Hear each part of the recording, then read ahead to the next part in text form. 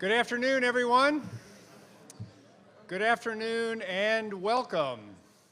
I'm Steve Corral, and I'm the Dean of the Graduate School of Management here at UC Davis. It's my pleasure to welcome you here today to this Dean's Distinguished Speaker event, and I'd also like to thank our co-hosts for this event and for their help and participation, namely the Institute for Governmental Affairs and the UC Davis Energy Institute.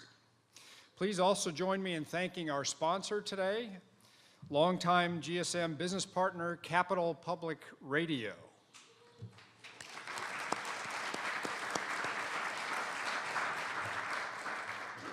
I'd also like to welcome John Argo, who is president of the GSM Alumni Board. Special welcome to all our alumni, actually, in the audience. And also a heartfelt thank you to our generous benefactors here at the school who support us financially, hire our students, support our alumni, and give their time and expertise to the school. I'd also like to recognize members of our business partnership program, which includes many of the nation's and region's top corporations. Their generous contributions help make our MBA program excellent and world-class. Our business partners enjoy special recognition and visibility in supporting management education here at UC Davis. They also enjoy benefits such as invitation to events such as this, terrific educational and networking opportunities, student consulting assistance, recruitment opportunities, executive education, and the use of our facilities in Sacramento and our campus in the East San Francisco Bay in San Ramon, in Bishop Ranch. Let me tell you about a few of our business partners who are with us here this afternoon. That includes Capital Public Radio, the Sacramento Municipal Utility District, which most of us refer to affectionately as SMUD, First Northern Bank, Genentech, Intel, Hewlett-Packard, and Downey Brand. So you can see these are really world-class companies and organizations. And if your company is interested in becoming a business partner, of course, we're happy to talk to you further. My colleague Roberta Coleman, just walking into the room at this very moment, is in charge of that. So if you'd like to learn more about that, then you can speak to Roberta or to me. So it's my honor today to introduce our distinguished speaker, R. James Woolsey. I had the great fortune to spend time with Jim this morning to get to know him a little bit better, and let me take a few minutes now to tell you about his amazing background and career. And I'll go into a little bit of detail, in part because it's such an interesting and diverse set of accomplishments that Jim has had in his career. So let me tell you about those. So Jim was born and raised in Oklahoma, went to Stanford as an undergraduate and studied history. He then won a Rhodes Scholarship and studied at the University of Oxford and St. John's College, and then went on to Yale to get his law degree. So nowadays, Jim is a venture partner with Vantage Point Ventures of San Bruno, California. He also currently chairs the strategic advisory group of the Washington, D.C. private equity fund Paladin Capital Group, and is of counsel to the Washington, D.C. office of the Boston-based law firm Goodwin Procter. In these roles, he specializes in a range of alternative energy and security issues, an interface that he's blazed the trail in many ways, and this theme of the interface of energy and security will be his main thesis in his remarks today. Jim previously served in the U.S. government on 5 different occasions, where he held presidential appointments in 2 Republican and 2 Democratic administrations. Very well balanced, Jim. 2 Republican and 2 Democratic. Very good. Most recently as director of the Central Intelligence Agency under President Clinton. During his 12 years of government service, in addition to heading the CIA and the intelligence community, Mr. Woolsey was ambassador to the Negotiation on Conventional Armed Forces in Europe, Undersecretary of Navy, General Counsel to the U.S. Senate Committee on Armed Forces. He was also appointed by the President to serve on a part-term basis in Geneva, Switzerland, as delegate at large to the U.S.-Soviet strategic arms reduction talks and nuclear and space arms talks. As an officer in the U.S. Army, he was an advisor on the U.S. delegation to the strategic arms limitation talks in Helsinki and Vienna. From 2002 to 2008, he was the vice president and officer in the global strategic management consulting firm Booz Allen and Hamilton. He was also partner at the law firm of Shea and Gardner in Washington, and now Goodwin and Proctor, where he practiced for 22 years in the fields of civil litigation, arbitration, and mediation. He's a member of the National Commission on Energy and co-chairman with former Secretary George Shultz of the Committee on the Present Danger.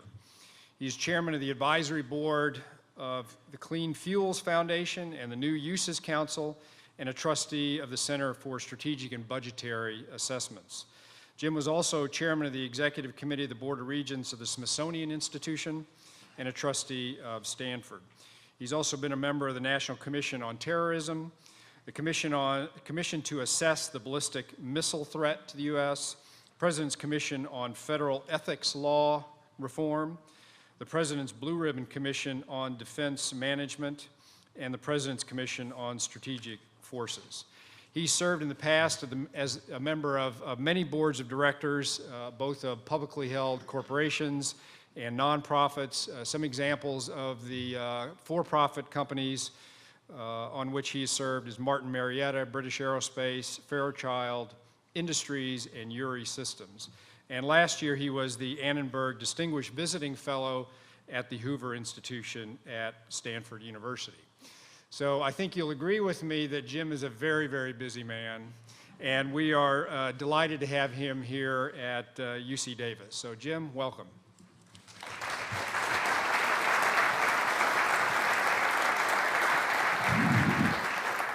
Thank you, Steve. Thank you very much. It's a delight to be back at UC Davis. I've been here a couple of 3 times before, meeting with my old friend Andy Frank, whom I see out in the audience. Learned a lot from Andy about plug-in hybrids and cars generally.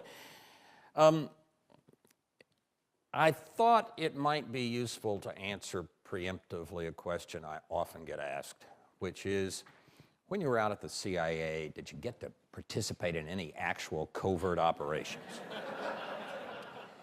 And the answer, I haven't disclosed much about this before, but this seems like a small and discreet group, and the answer is, yeah, on one occasion I did, and I think I can give you the bare essentials. My wife and I were classmates at Stanford, and so when I'd been at the CIA about 8 months, 24/7 job, we decided we were going to take 3 days off, go to our Stanford reunion, cash in some old frequent flyer miles, go out first class, see old friends, go to the homecoming game. Well, the first thing that happened is my director of security at the CIA said, "Mr. Director, I'm afraid Mrs. Woolsey is going to have to go on a different flight because we can't have anybody named Woolsey on the flight." I said, "Wait a minute, my name's Woolsey." He said, "Oh, no, sir, you need to fly an alias." And, of course, my first thought was, uh-oh, there go the frequent flyer miles. So my wife goes out to the airport, gets on a flight to San Francisco, first class, sits back with her glass of wine and has a great trip. I get on another flight with my 2 security guys. In those simpler times, they just stop by the cockpit, show the pilot and the chief flight attendant that they're carrying weapons, that they're authorized to by the federal government. And then we go back to the back row of coach, right in front of the bulkhead where you can't even lean back. I'm wedged in between these 2 big guys for this 6.5-hour flight to California. We're walking down the jetway in San Francisco.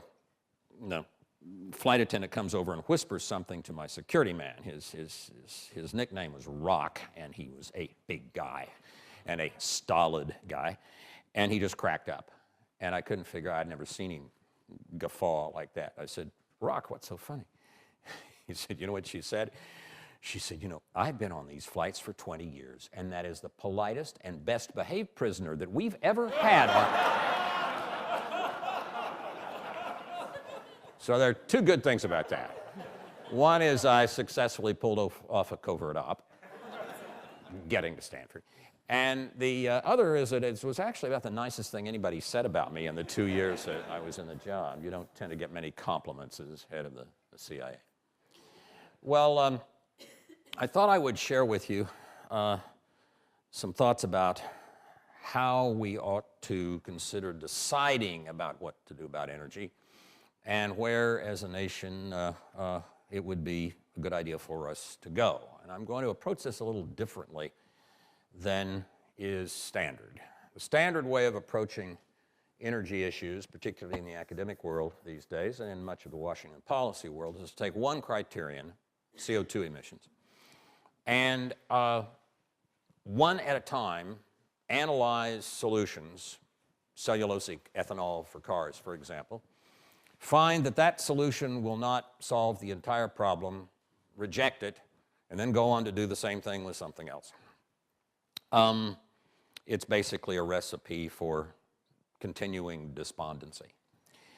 I want to suggest two differences. One is that we should not think in terms of solely analysis, but also of synthesis, and try to come up with a portfolio of approaches to dealing with energy. And the portfolio needs to be big enough to do the job, but not to include everything. So what one often gets sometimes from energy companies' advertisements is that the answer is all of the above. No, sorry, can't afford all of the above. Need to focus some, but also not to assume that one solution is the right one. You might, for example, have put all your money in Bear Stearns, in which case you would probably not be happy. Not a single solution in synthesis. The other is the criteria. I think climate change is an important issue. Be glad to talk about it some in the Q's and A's if people want. But it's not the only issue we face. There really are three sets of issues. One is environmental, including both climate change and local pollution, such as SOx and NOx and particulates and knocking the tops off mountains in Appalachia. One set has to do with security.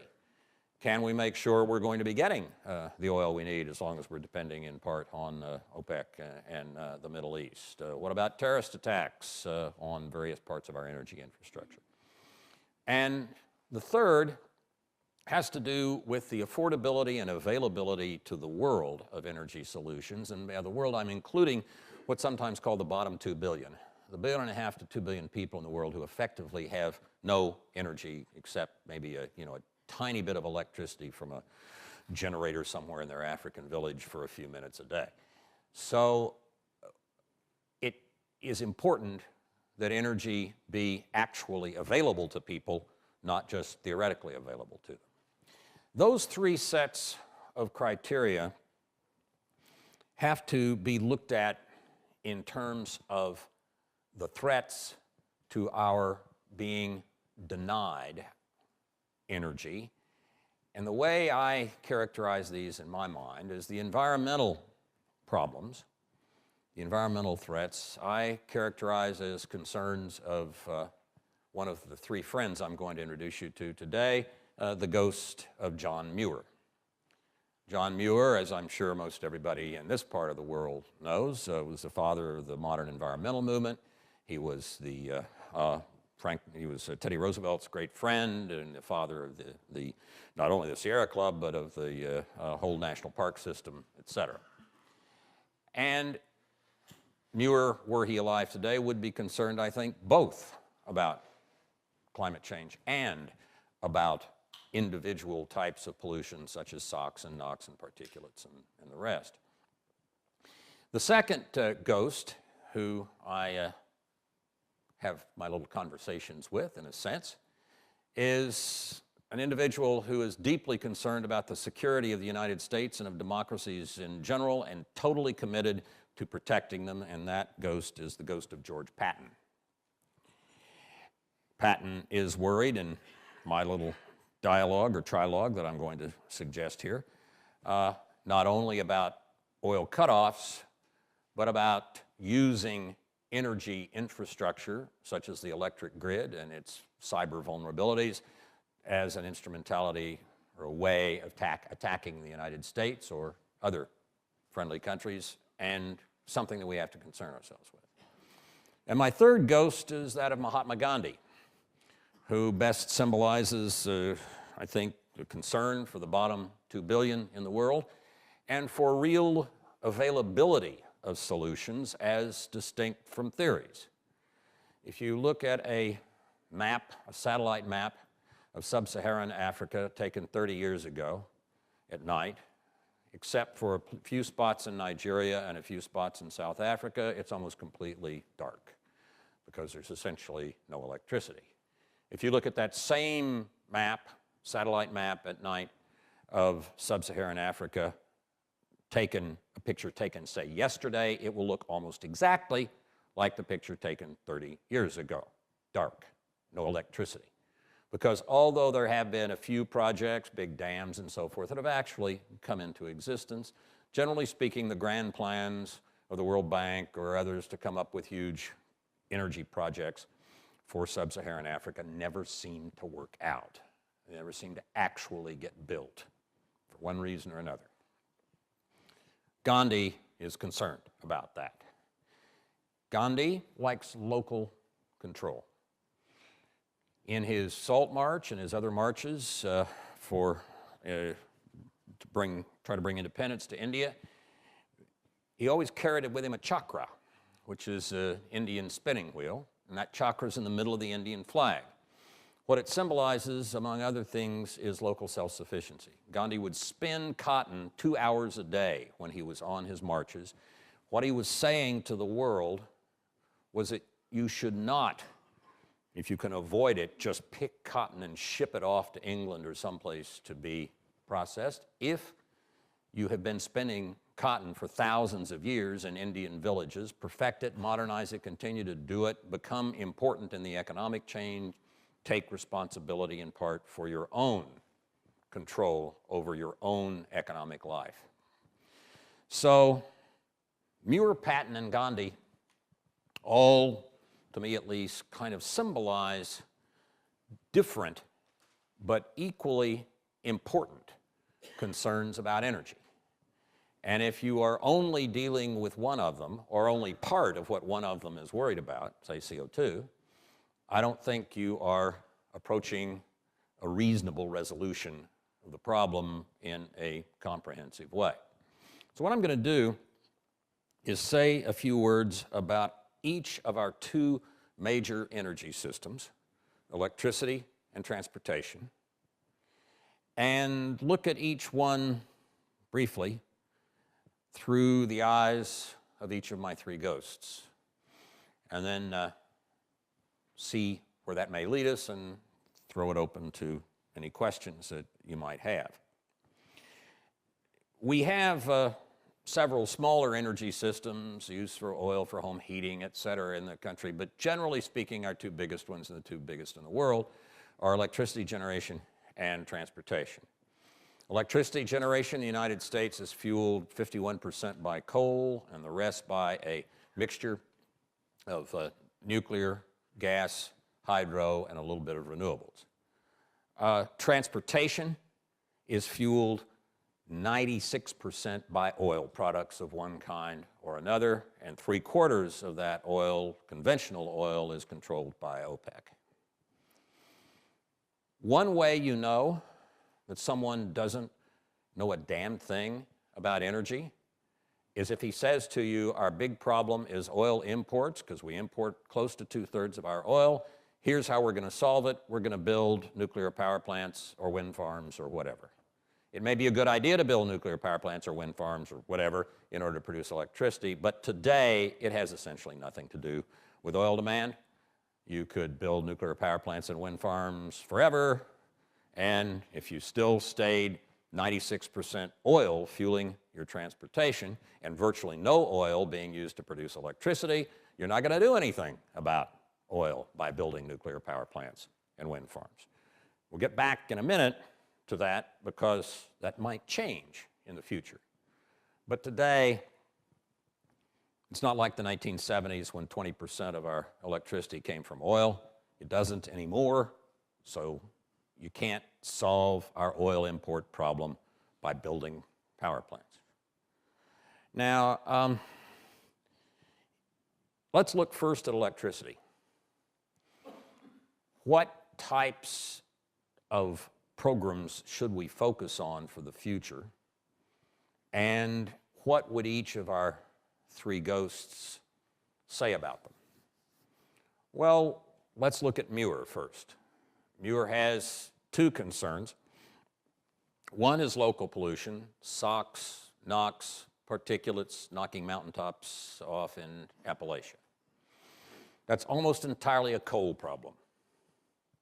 Almost entirely. The other ways of producing electric power that we actually use today don't create environmental problems like that. Coal does, big time.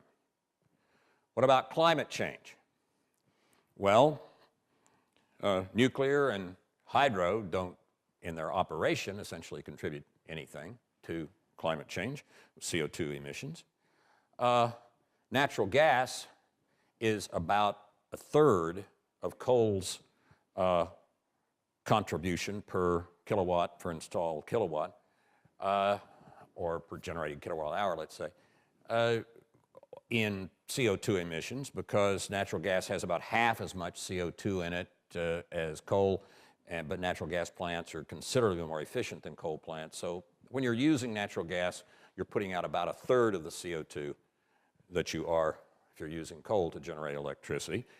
So CO2 is a small bit, natural gas problem, and in the electricity field, hugely a coal problem. From Muir's point of view, coal, big time, is the issue. Can we deal with coal by capturing and sequestering the carbon, producing clean coal someday? Yes, maybe. My judgment, likely to be awfully expensive, in part because the infrastructure of pipelines for CO2 you would need in order to capture the CO2 from the coal-fired power plants, move it all over the country in order to put it down into the deep saline aquifers where it probably would have to go, would be an infrastructure approximately as large as the existing infrastructure of oil and gas pipelines. So not a small step, possibly doable, but I tend not to turn that way if one is looking toward how to generate electricity. Okay, it is often said, you care about CO2, go nuclear. We haven't built a nuclear power plant for 30 years because of some stupid reason, people say, and let's get the government into the business of funding nuclear power plants and build them. It's clean and cheap to operate. Let's go. Couple of problems. First of all, nuclear power plants per installed watt cost between 4 and 5 times what natural gas plants do. They're very cheap to operate, but extremely expensive to build, which is why the market hasn't built any in 30 years, and they will only be built with very substantial federal subsidies. Well, still, CO2 is an important issue. We may well need to go that way in spite of the expense of construction and the need for that kind of a subsidy. What, if anything else, is wrong with nuclear power? I would suggest this. Back in the early 90s, we had underway work going on, some of it at Livermore, at the national laboratories, on different types of nuclear cycles. Fast converter reactors that essentially eat their own waste. Thorium cycle that's a lot less likely to be able to be diverted into nuclear weapons than what we have today. You can get disagreements among experts about whether or not those would be adequate in keeping us away from having a nuclear reactor be a source of fissile material for nuclear weapons. But there's very little plausible disagreement with the following proposition. Assuming we are going to have to stay with light water reactors of the current type for a substantial period of time, while new technologies may be invented, building added nuclear reactors in the US and getting back into the nuclear business is almost certainly going to push the companies that get into that to keep their costs down by selling such reactors as widely as possible. Now, if there weren't a proliferation problem, we might say It doesn't matter that when we sell nuclear reactors abroad, we won't always be selling to, say, Switzerland, and we may be selling to Saudi Arabia, to Egypt, etc. But the problem is that with the current type of light water reactors and the current international treaty regime, the Non-Proliferation Treaty, every light water reactor is a potential source of the fissile material one needs for the nuclear weapons, because the current treaty regime does not keep you out of enriching uranium or reprocessing plutonium. And when you enrich uranium up to the 5% level that you need for producing electricity, you are about 2/3, maybe nearly 3/4 of the way in terms of the work that needs to be done toward enriching it up to the level of 90% or so that you need for a nuclear weapon. North Korea has shown this, Iran has shown this. If you are selling light water reactors to anybody who wants to buy them, including, say, countries like Egypt and Saudi Arabia, which are very much on the list, you are a Johnny Appleseed of nuclear weapons.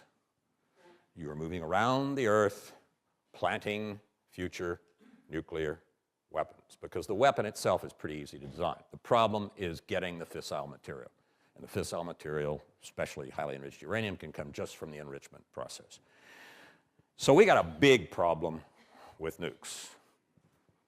In a different world, a different international treaty regime, a world, as Tennyson, I think, put it, where there's a parliament of man, where everybody's a democracy, where there's full transparency, where countries don't cheat. In that imaginary world, this might be fine. But short of that, we got a real problem with nukes. Well, what else can you use for baseload? Clearly, Woolsey, people are saying, yeah, you're an enthusiast for solar and wind and this renewable stuff, but you know, the sun only shines in the daytime, and on days like this, not necessarily in the daytime. The wind generally blows at night. It's going to take a long time to get enough renewables in. What are you going to use for your base load of electricity so we don't have to give up hot showers and cold beer while we're headed toward this lovely renewable future out there somewhere in the future? I would suggest the most likely base load for the foreseeable future now is natural gas. Gas does produce some CO2, but so much less than coal, it's not, I think, nearly as much a problem as coal, and it essentially produces none of the other types of pollution, except that the new gas shale formations that are being discovered and have radically increased people's estimates of how much natural gas is available in this country and around the world have to be exploited by a process called hydrofracturing or fracking, which, if you look, for example, front page story in yesterday's Wall Street Journal, may create problems with the water that's been put under pressure and pumped into the well, fracturing it, enabling the extraction of natural gas. The water coming back up out of the well, having a lot of pollutants attached to it, needs to be cleaned or disposed of. It's an issue. It's something we got to deal with. We can't just go polluting every place that is sitting on top of a gas field. But, at least in my judgment, there is likely to be more than one technological solution to this, but we need to get on it and work on it. If we solve the pollution water problem from hydrofracturing, natural gas has some rather remarkable opportunities as a baseload. The reason we haven't gone to it more than we have in the past is not the cost of new plants, they're low. By the way, if you're driving along the freeway and you see a flatbed truck passing you and it has what looks like an aircraft engine on it, maybe an aircraft engine or it may be a natural gas plant. Smallest ones are effectively aircraft engines.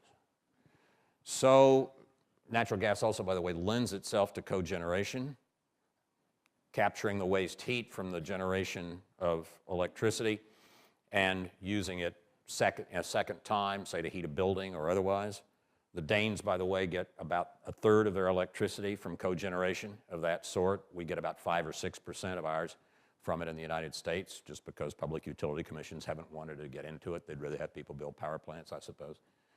But natural gas has some real advantages with cogeneration. And it is, at least in apparently, from the sites where one can get the shale and how broadly dispersed they are, it creates a possibility of getting gas from a wide range of places. Good news potentially for Europe. Natural gas production in Europe would free the Europeans from the whims of Mr. Putin, who, whenever he gets mad at somebody, seems to turn off their natural gas.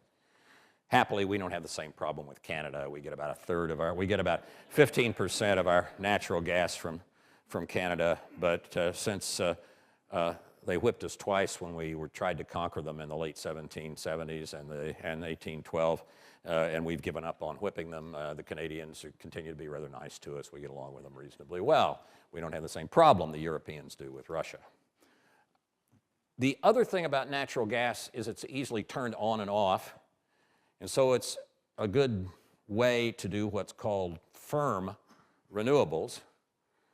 There are two things you need to do with renewables if you're going to move heavily toward them. One is develop excellent and better electricity storage, probably in batteries, but maybe in other devices as well, because electricity's big problem is that it's a just-in-time system. You have to produce it just as you're using it with very minor changes.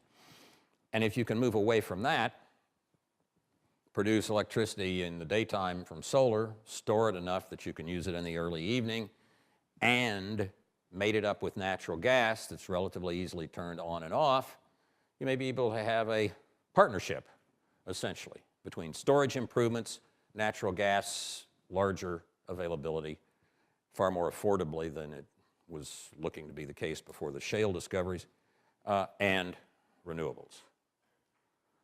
Interesting set of possibilities.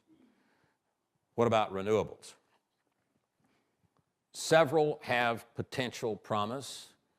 Geothermal in the western part of the United States, small-scale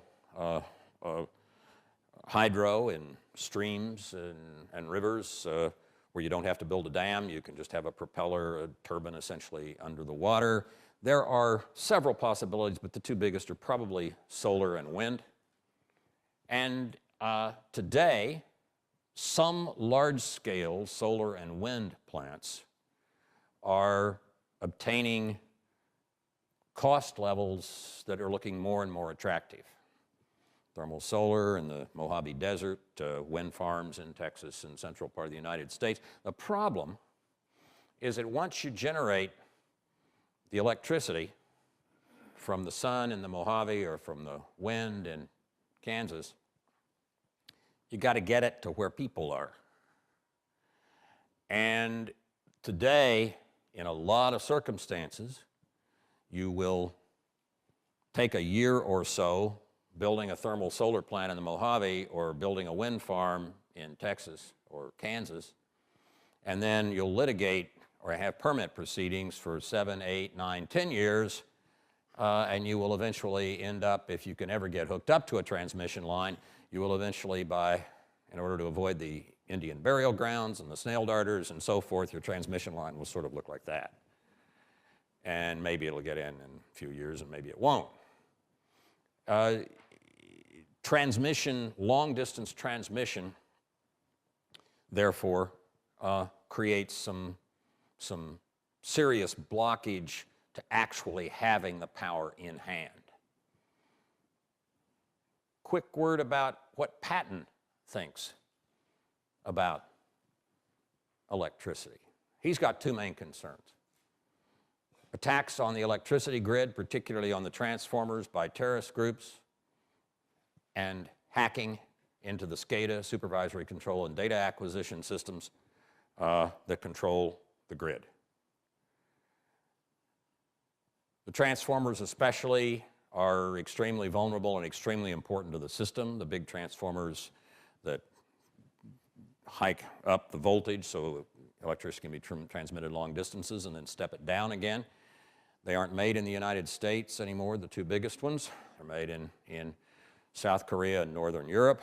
You got to stand in line for quite a while to get one. They tend to be tailored to individual uses, so at this point at least yet, you don't have modular ones. They're very big and very difficult to move. And the utilities have this interesting habit of, if they should have a spare transformer, storing it outside in the electric substation behind the cyclone fence, often just a few feet from the highway, storing it right next to the operating transformer. That puts a heavy burden on a terrorist. He has a 30-06, let's say, with armor-piercing rounds in it.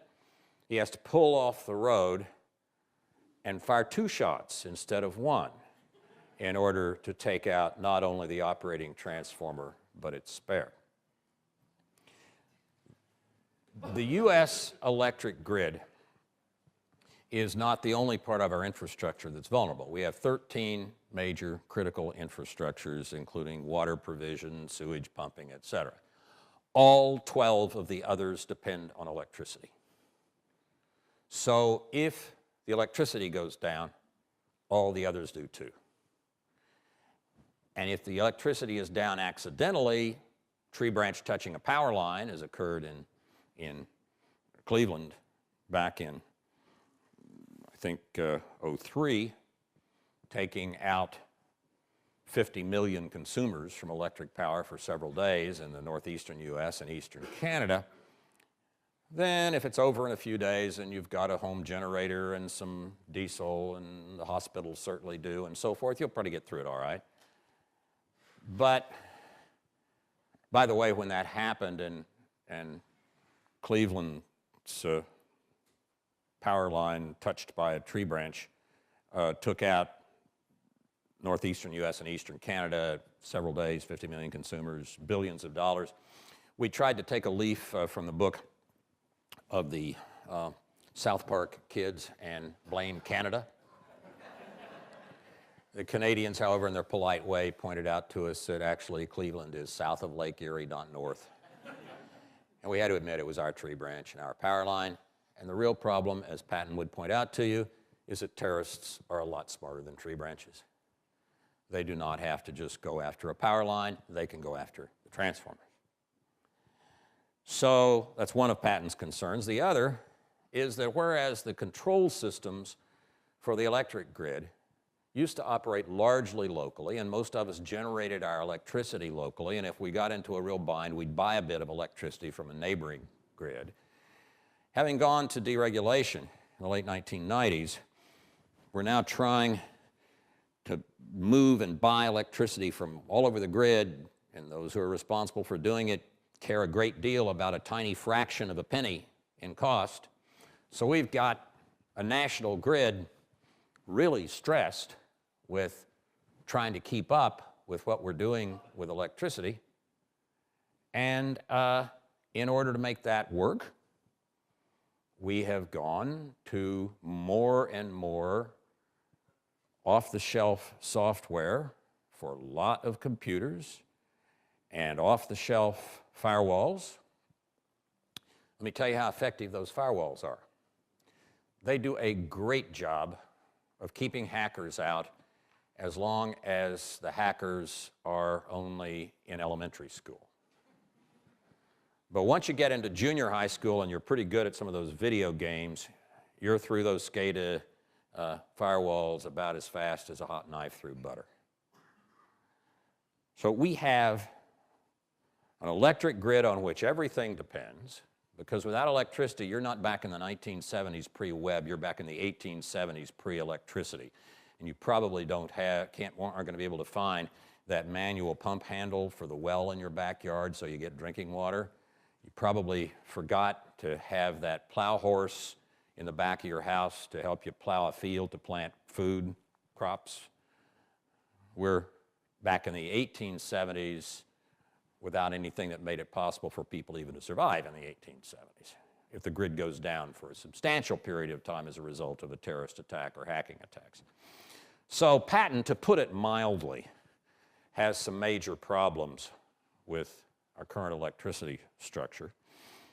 He notes that if the grid were just distributed, if you had local generation in a lot of places of electricity, and you could island if other parts of the grid went down, you would not have the electricity available you'd need to, say, run a local aluminum plant. You need bulk power from the transmission grid for that.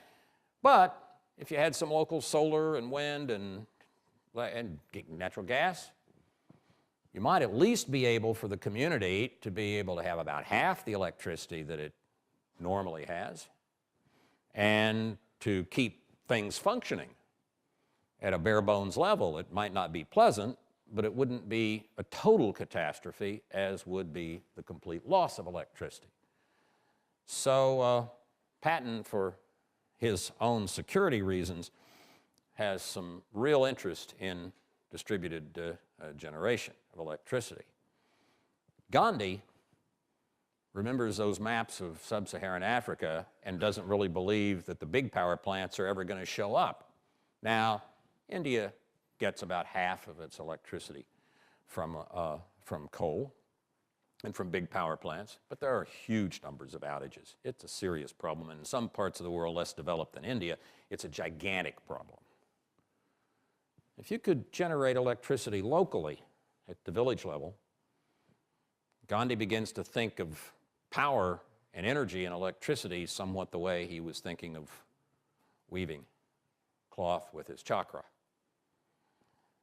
So all three of my ghosts have big worries about electricity, and for all three of them, moving toward distributed generation of renewables and natural gas with appropriate moves toward making things more secure and making things more available at a local level begins to appeal to them. Muir hopes that, since he really wants to get away from CO2, he hopes that if you've got some power plants and wind farms in Kansas or solar power plants in the Mojave that are already on transmission lines and you can get going, that we would. But as a general proposition, he's very interested, all three of them, in distributed generation of renewables and gas. They tend to be able to agree on that. If they turn to transportation, they could all also agree, I would think, that Andy Frank and some of his colleagues have started something pretty interesting some years ago, namely the electrification of transportation. Are we going to be able to move really quickly toward all electric vehicles? Well, if you've got a spare 100,000 and you want to put it in a sports car like Tesla, great. They're wonderful little things. But short of that, and short of full electrification, plug-in hybrids have some real possibilities.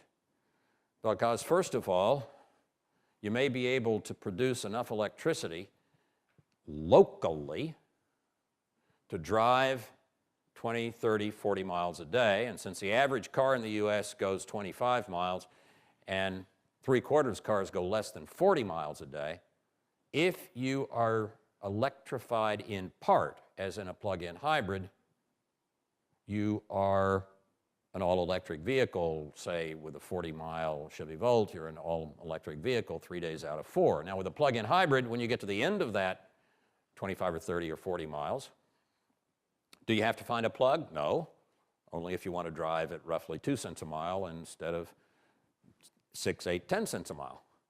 If you're willing to keep going at 6, 8, 10 cents a mile, then you can go with liquid fuel that's in the tank, either with an alternate drivetrain, as with a Prius that's been converted, or with the little 1-liter engine with its liquid fuel supply that just charges the battery on a Chevy Volt and keeps you going. So you have a range of 200, 300 miles. It's just that on most days, you don't get into the need for using liquid fuel. And if Patton, Muir, and Gandhi got your electricity reoriented in terms of distributed generation, that 20, 30, 40 miles for an average day might well come from your roof. I drive a plug-in hybrid today. I drive the first 20 and have electric photovoltaic cells on the roof of my farmhouse, batteries in the basement. So if I want to show off and go off grid for the day, I can't have as much electricity as I otherwise would, but I can quite literally drive about my first 25 miles on sunlight. These are not theories. These are programs and products that are coming into the market if we get them organized well. What other things might you want to do to deal with your oil dependence problem? Oh, by the way, in terms of cleanliness, Muir doesn't have a big problem with this, because even though you're driving on electricity, Natural Resources Defense Council, Pacific Northwest National Laboratories, and EPRI have all done studies and said in the nation as a whole, on average, going from a vehicle that's all gasoline to one that's a plug-in hybrid, say 25, 30-mile plug-in hybrid, reduces your global warming gas emissions by something in the range of 10 to 15%, and that's nation average as a whole. In a clean grid state like California, which uses very little coal, some from across borders, but California's grid is quite clean.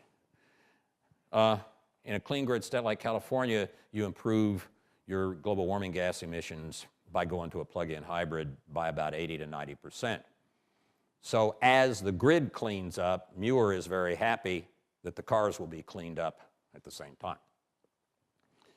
Patton has a lot of worries about oil dependence, so he would be glad to see electrification of transportation or anything that gets us off oil, because he notes that 8 out of 9 of the largest oil exporting countries in the world are dictatorships or autocratic kingdoms. Only nice Norway is kind of in strange company there. Canada's 10th, by the way, so 8 of the top 10 or 8 of the top 9 are dictatorships or autocratic kingdoms. It is also very much on Patton's mind that the 22 countries in the world that depend on oil for 2/3 or more of their national income are all dictatorships and autocratic kingdoms. Every one. Patton is also very attentive to the fact that, as Bernard Lewis puts it, there should be no taxation without representation, but it's also true that there's no representation without taxation. In other words, if you're so rich from imported oil that you don't need taxes, you tend not to have a real legislature, and the big oil exporters don't. Now, a country like Canada or Norway that's already a functioning democracy and has a diverse economy and gets a large amount of oil doesn't become a dictatorship, but something that's already a dictatorship or autocratic kingdom tends to have that tendency enhanced by being dependent on a commodity that has a huge amount of economic rent associated with it. Professor Paul Collier of Oxford is probably the leading individual in establishing this theory of what's sometimes called the oil curse, and is summed up very well by Tom Friedman in his book Hot, Flat, and Crowded in a chapter called Fill Her Up with Dictators. So Patton sees most of the trouble coming at the United States and the democracies in the world in the future, coming from states that we are paying for their oil. He also notes that we borrow at $70 a barrel oil, we borrow about $1 billion a day to finance our oil imports, just the imports, which are approaching 2/3 of our oil. And Patton is also more than slightly worried about Saudi Arabia.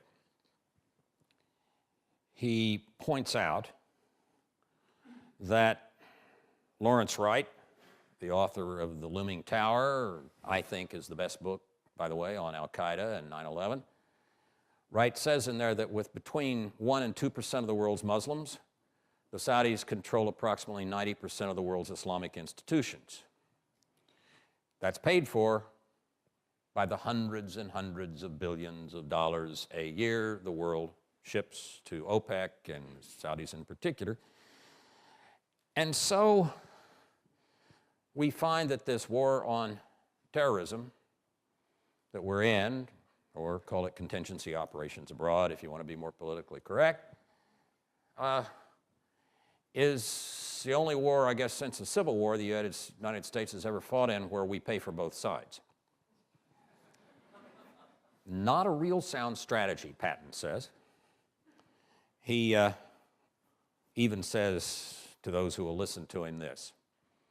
He said, if you want to know, given those facts, if you want to know who is paying for these little 8, 9, 10-year-old boys in madrasas in Pakistan or the West Bank to be taught that their highest aspiration in life should be to become a suicide bomber, if you want to know who's paying for that, next time you pull into a filling station, Patton says, before you get out to charge your gas, turn the rearview mirror just a couple of inches so you're looking into your own eyes. Now you know who's paying for those little Palestinian and Pakistani boys to be taught to be suicide bombers. So Patton has big-time problems with oil. Electrification, that appeals to him as a substitute.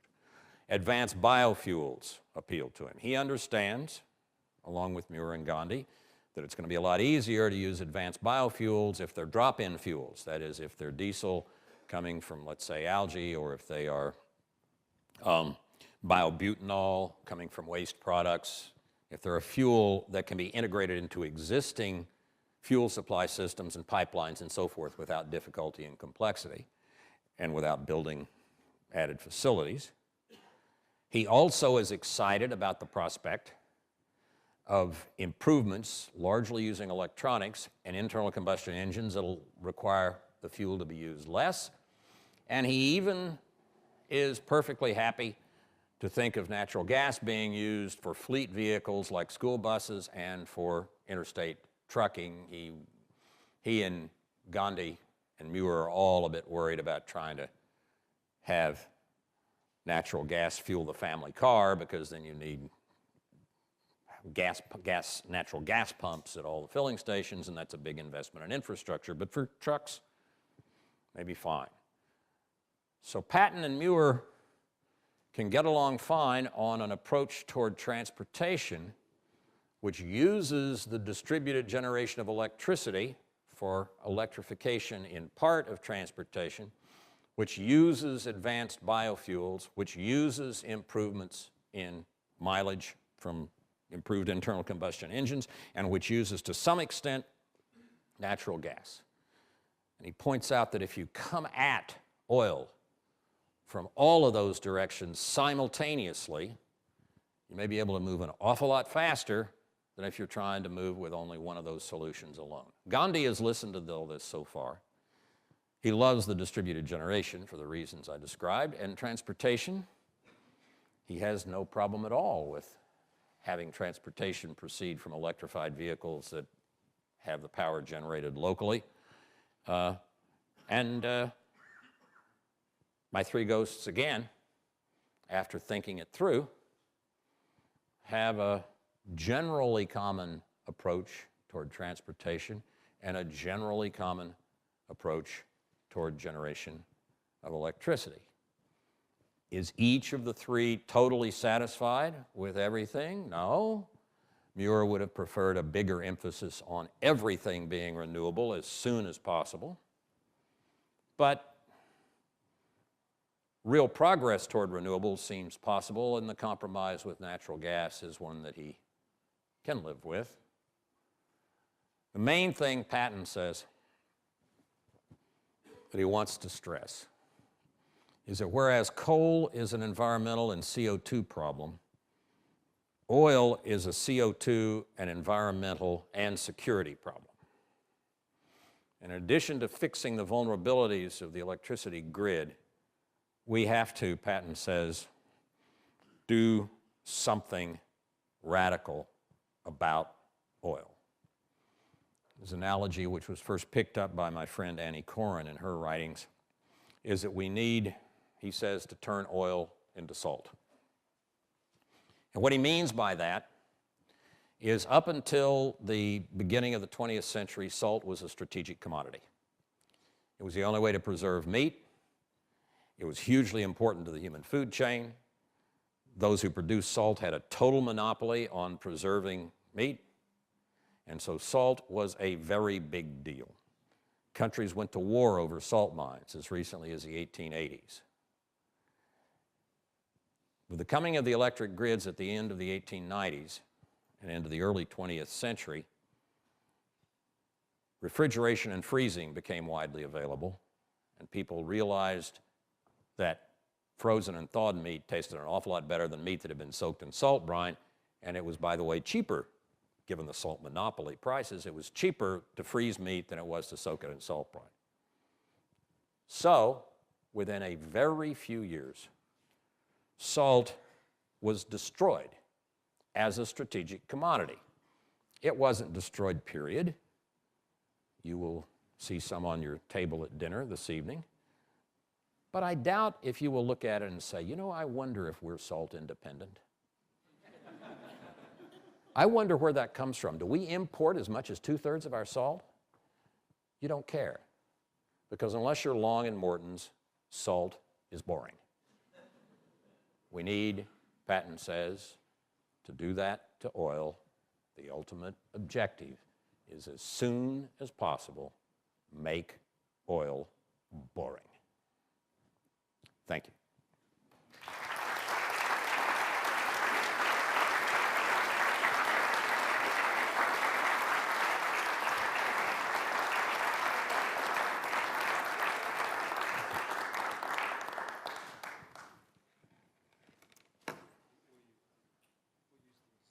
Oh, they're going to use those, okay.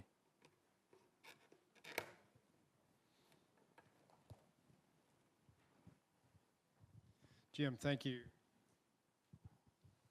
Jim, thank you very much for those fascinating remarks. And if you'd permit me, I'd like to begin with the first question. We're delighted to have a number of our students and alumni here today from the Graduate School of Management. And so in addition to being fascinated with your comments about technology and security and policy issues, they might also be very interested in your fascinating career and its evolution. So I wonder if you could tell us a little bit about some key point and experience that you had in your career that led you onto this path, in particular in security-related issues and government policy. You sure you want me to do this? Okay. All right. I was born to two Scoop Jackson Democrats, and I'm a Scoop Jackson Democrat. These days, you'd probably call me a Joe Lieberman Democrat or near Democrat. And so I've always been kind of conservative on foreign policy issues and kind of liberal on domestic stuff. In law school in 67, 68, my last year in law school, I got sufficiently fed up with Westmoreland's search and destroy operations in Vietnam that I founded Yale Citizens for Eugene McCarthy for president. I was effectively the head of the anti-war movement at Yale in 67, 68. And let me tell you, it takes a lot to get me into an anti-war movement, but Westmoreland managed. And so I spent a chunk of my time, my last year in law school, getting lots of people to get clean for Gene and shave their beards and go up to New Hampshire and go door to door and all the stuff we did that got 42% of the vote in the 68 presidential primary for McCarthy and caused Johnson to withdraw from the race for the presidency and to replace Westmoreland with Abrams and so forth. I went on active duty in the summer of 68, right at the end of this, because I had an ROTC commission and my own personal views on the war in political terms, I thought should not affect my obligation to serve in the military, which I had, so I went on active duty. I had written a piece for Yale on cost-effectiveness analysis and program budgeting for urban police departments for the Law Journal. It was noticed by a man named Alan Enthoven, who was running a panel, a group, a small staff for the Secretary of Defense doing cost-effectiveness analysis of all kinds of military matters. So he offered me a job in the Pentagon, and I was sitting in a vault, actually, doing cost-effectiveness analysis of how to design reconnaissance satellites, when a few months later, in January of '69, my wife and I got invited to an engagement party. It was the engagement party of an old friend of ours from Stanford who was marrying the daughter of the Deputy Secretary of Defense, Paul Nitze. Nitze, wonderful man, had served presidents going back, FDR, all the way, long time. And Nitze, very much a member of the Washington establishment. The engagement party was 200 or 300 people, black tie, F Street Club, 6 courses, the Dean Achesons, it was ta-ta. With a few of us who were much younger and were going to be in the wedding party. Somehow, standing in the middle of the F Street Club at this black tie reception before this big dinner, Lieutenant Woolsey and Deputy Secretary of Defense Nitze get into a loud and angry argument about the Vietnam War. Nitze, we each had champagne flutes, which had been emptied. Nitze starts poking at me with his champagne flute. I poke back but retreat, sort of like a young upstart having challenged D'Artagnan.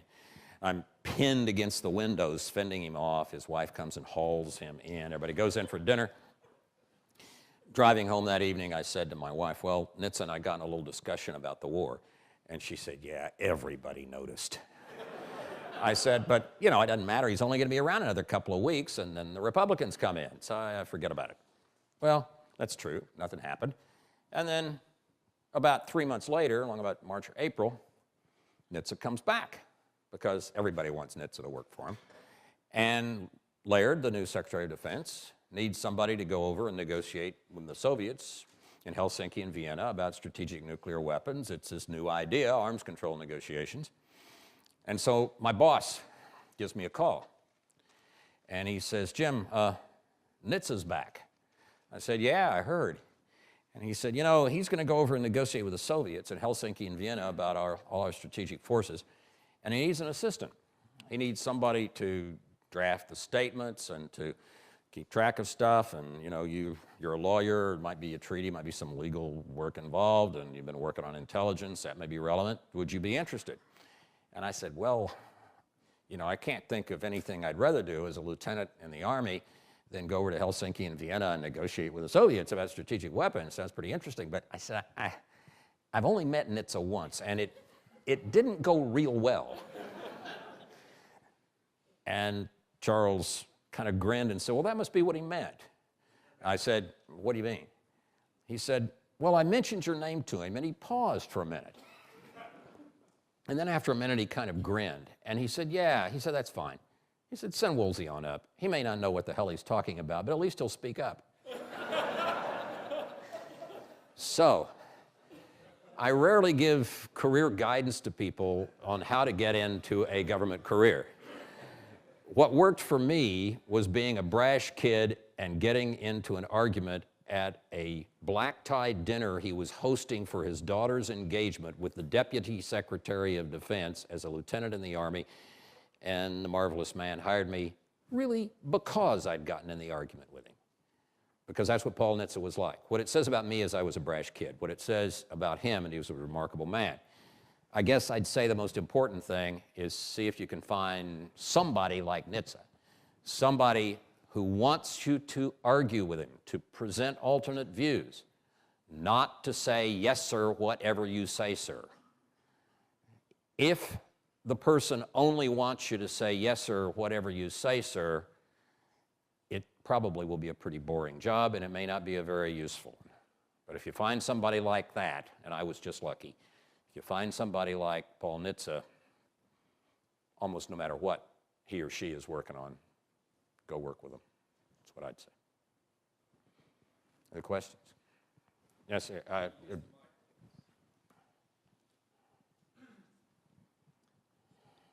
Thank you for your talk.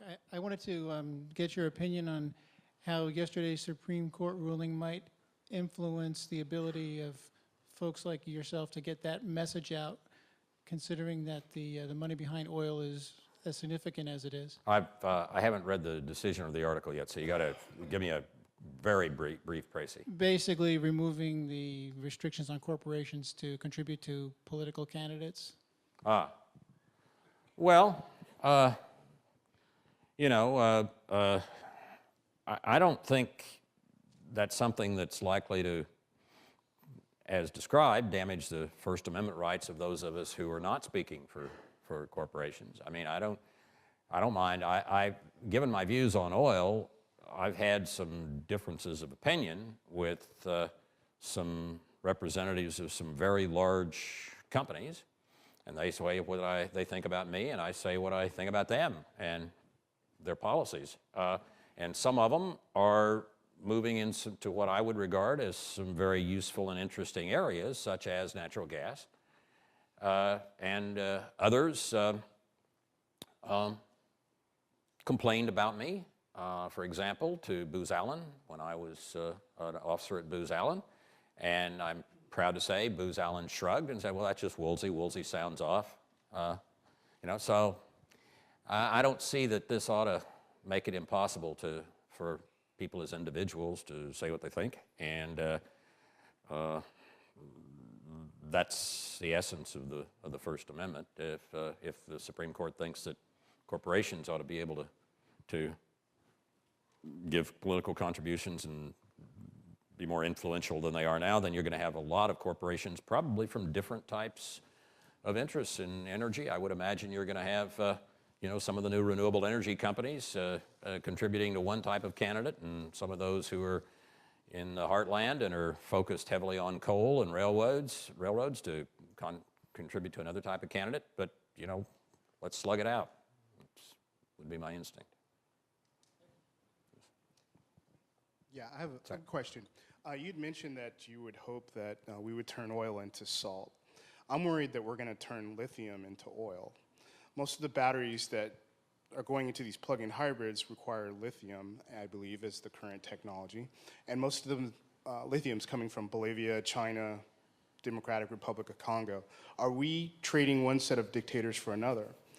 Well, and if so, why not gasify a private transportation like T. Boone Pickens had suggested? Well, Pickens, just to be clear, Pickens at first suggested fleet vehicles and trucks and implied private cars as well. And then he got into a bunch of dialogue with people. By the way, I take my hat off to a guy who's a billionaire who just kind of gets in there and slugs it out with everybody and says what he thinks.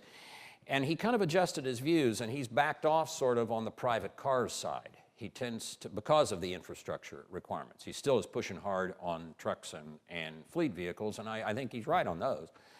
And as far as lithium itself goes, there's a lot happening in batteries. Batteries, photovoltaic cells, LEDs for lighting, all kind of depend in one way or another on materials science, and those are the things that I think are changing the fastest. And some of the things that are happening in batteries are nanotechnology is coming along, different types of lithium compounds, some of which require different amounts of lithium, are the subject of a lot of investigation. But the stockpile of lithium now that's inexpensive is generally in Chile and Argentina. The Bolivian, and China to some extent, the Bolivian lithium is very hard to get at and isn't being exploited now. It's a little bit like the oil sands in western Colorado and in the United States, which have a huge amount of oil in them, but very expensive and very hard to get at. Also, lithium can be recycled. And I think it's an important thing to watch, but I don't think it's a problem yet. I would trade almost anybody for the oil guys. And in a sense, kind of bet on the come. But I do think that probably the best thing to read on this is Annie Corin, whom I mentioned, and her colleague at her think tank, Gal Luft, K-O-R-I-N, and Luft, L-U-F-T, have written this book, Turning Oil into Salt, and I think it's the last chapter of that book is a pretty good survey of the lithium availability in the lithium mining world, and it's worth looking at. It's a complicated problem, but it's important to solve it right. I think you're right. Yes. I guess I have the microphone. I'd like to go back to a comment you made towards the beginning of your talk. California recently has engaged in a very focused public policy process that's making CO2 reduction, greenhouse gas reduction, an extremely important, if not the most important, objective for a whole range of regulatory activities. And I think we probably face the same process at the federal level through the EPA. Do you care to comment on that, on the dominance of greenhouse gas reduction as a regulatory measure? I haven't followed the California process especially, but I tend to think that, I mean, I was a strong supporter of cap and trade until the House of Representatives got hold of it. I thought that although a carbon tax was a simpler way to move people away from heavily CO2 emitting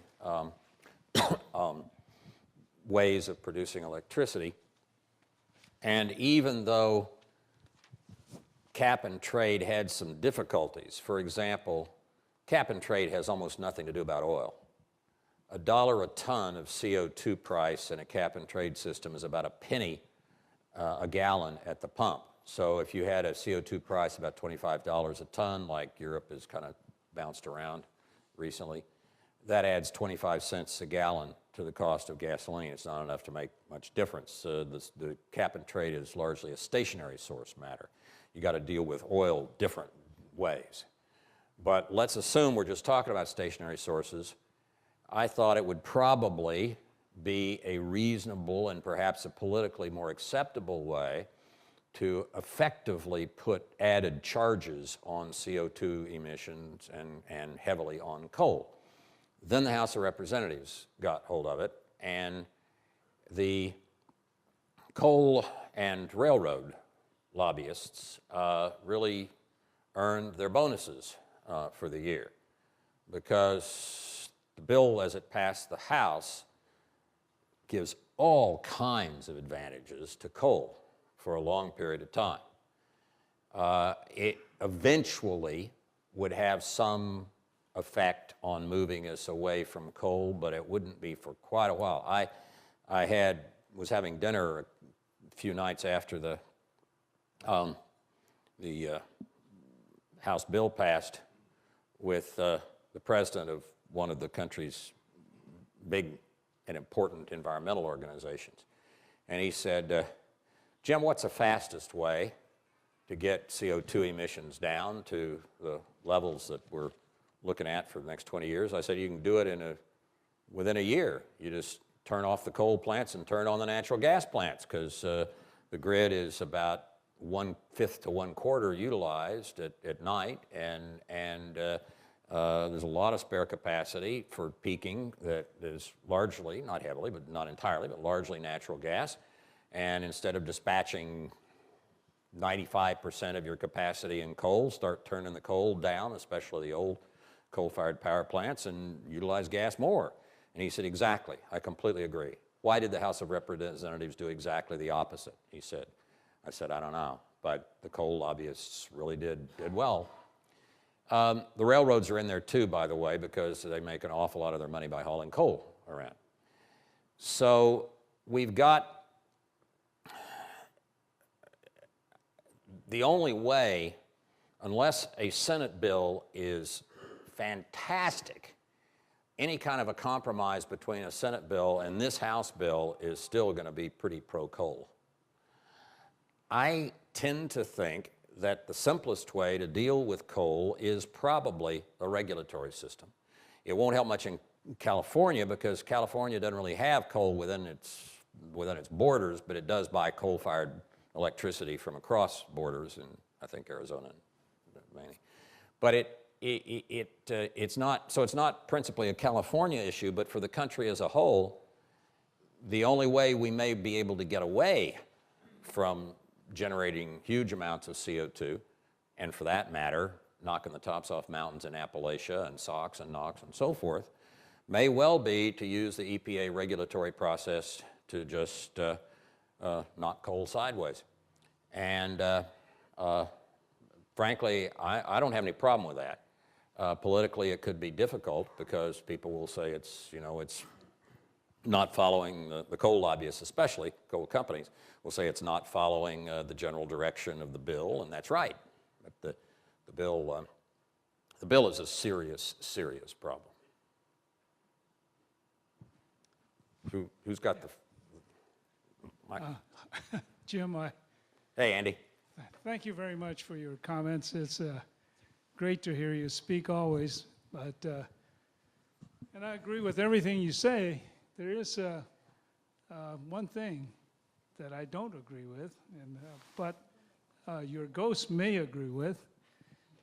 Patton and Gandhi both may agree at the same time, although they're usually on both sides of a fence. Nevertheless, oil and coal, as you just mentioned, has probably the most money in the entire world.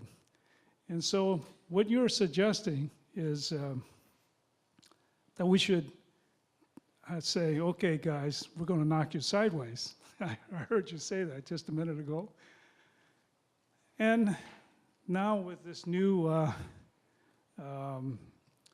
ruling from the Supreme Court about advertising, they're going to get the entire country against you. So my suggestion is, what do you think of this idea, is the question. How about having oil and coal guys dig as much oil out of the ground as possible, mine as much coal as they want to, but don't allow them to burn it. Don't use it for energy. Use it, in turn, for plastic materials. In fact, you're sitting on plastic materials. Why not encourage them to do one and only one thing with their product? That is, to make it into product or plastic materials that's useful for society forever. Because plastic can be recycled.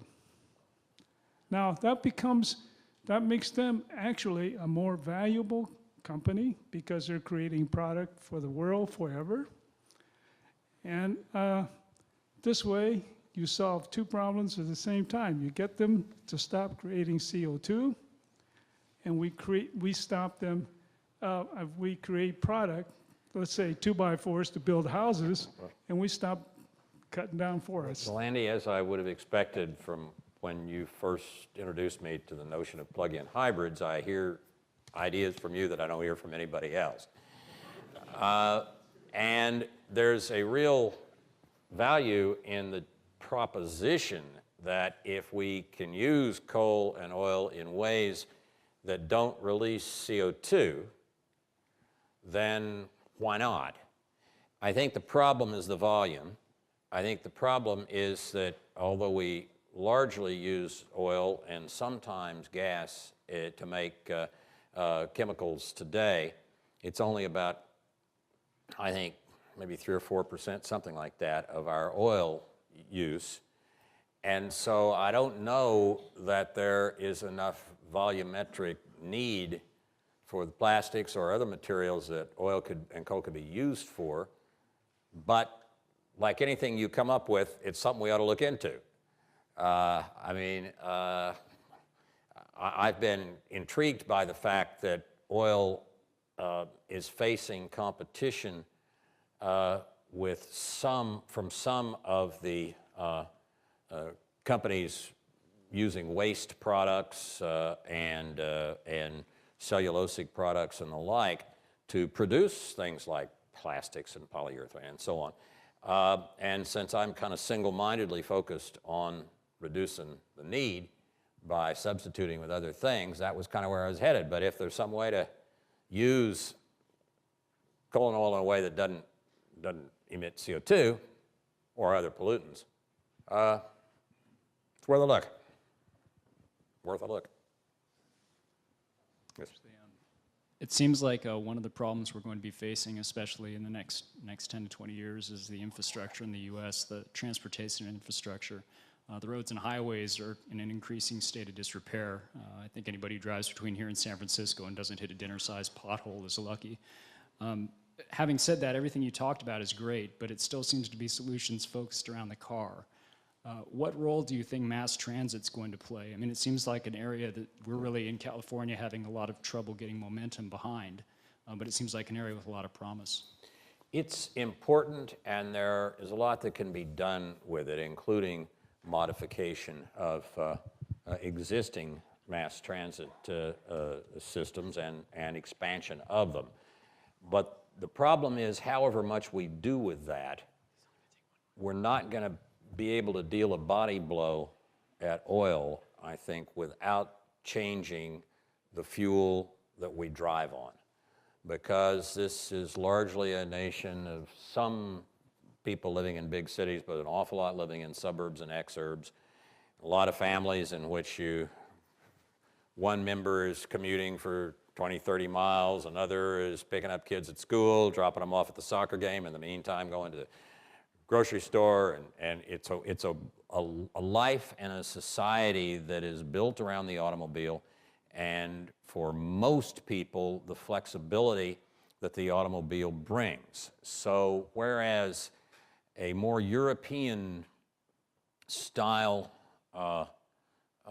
lifestyle in which apartment buildings are quite close to grocery stores and mass transit is good and people can walk more and use mass transit more, there's an awful lot of that it frankly is kind of attractive to me, but it is also something that will take a long time to evolve toward in order to make the numbers. And so what I tend to spend my time and effort on is figuring out ways to make changes in the existing use of fuel with minimal changes to infrastructure.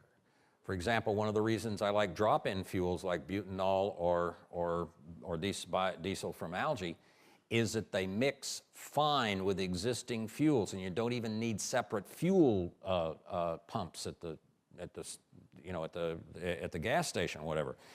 And so I'm trying to figure out a way to get at oil without making any more infrastructure changes than are absolutely necessary. And then as time goes on, a lot more may be able to be done by things like improving mass transit and people deciding to some degree to change their lifestyles in order to be able to use mass transit and not have to have cars used as much as they are. But for a quick blow, which is what I'm focused on, you got to have, I think, minimal changes in the infrastructure and look for things that can be changed quickly. I was talking earlier today about a modification to existing internal combustion engines that's working out in the laboratory that would substantially improve their mileage and reduce their emissions and make them much more flexible with respect to what fuels they use. The interesting thing about that to me is that, at least as currently conceived, it does not require a new vehicle. You don't have to go into the cycle of development for Detroit or whatever is left of Detroit or even any other automobile company. You can take an existing vehicle and modify it. That would be something that could spread really fast. And so speed is what has focused me on some of these types of solutions I've suggested. You wanted one more? Thanks very much for coming again. Appreciate it. I wish this was a class because I got like 5 questions I'd like to ask, but I'm going to stick with one. Over the last 10 years, it seems like it's becoming more and more apparent that we need to start solving the actual problem of energy and energy security instead of just treating the symptoms of the problem. And in that same vein, trying to solve the problem, one of the solutions that a lot of people have talked about, and I wanted to get your thoughts on it, is what about trying to take the money out of politics and political campaigns by doing federal public financing of campaigns? And I was wanting to get your thoughts on that concept? Well, it's not a field I've gotten into very deeply because it affects an awful lot more than energy. It affects everything, the way our political system works. I tend to think a system that tries to channel the ways in which you can contribute to political campaigns is very difficult to manage. Sort of like a tax system, people are always able to find ways around it, and by redefining things and creating PACs and all of the stuff that happens. So I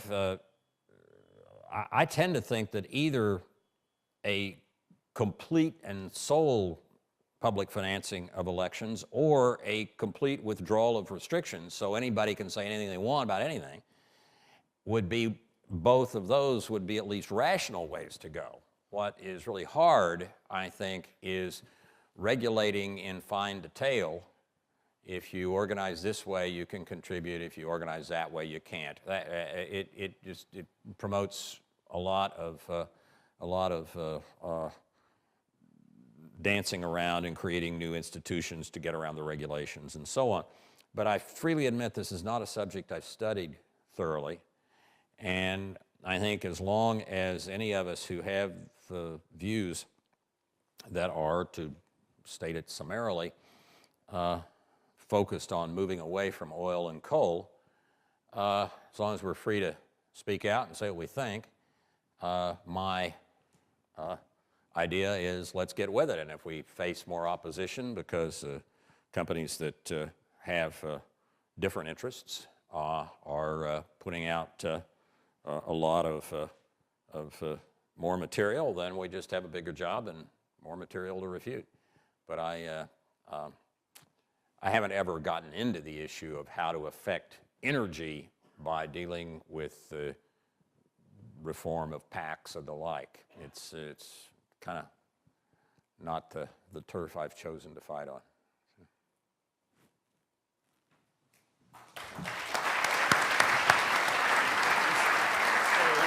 Just for a second.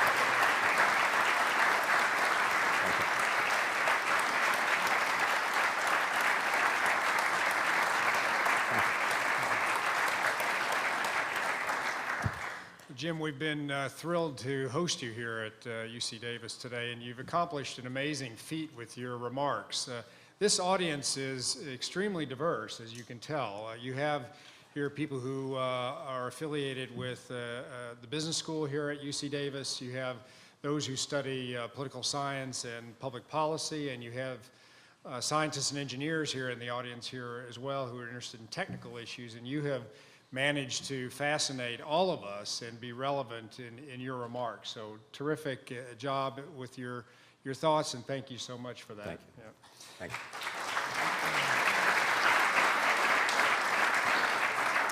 Just wanted to remind you that this event has been a partnership between the Graduate School of Management and our friends in the Institute for Governmental Affairs and Bob Huckfield, and the Energy Institute and Brian Jenkins. So we want to thank them for their involvement. And on behalf of them, Jim, I'd like to offer you a small token of our appreciation, a small gift. That is perhaps unsurprisingly a UC Davis object. So thank you again, Jim. It's been great to have you here.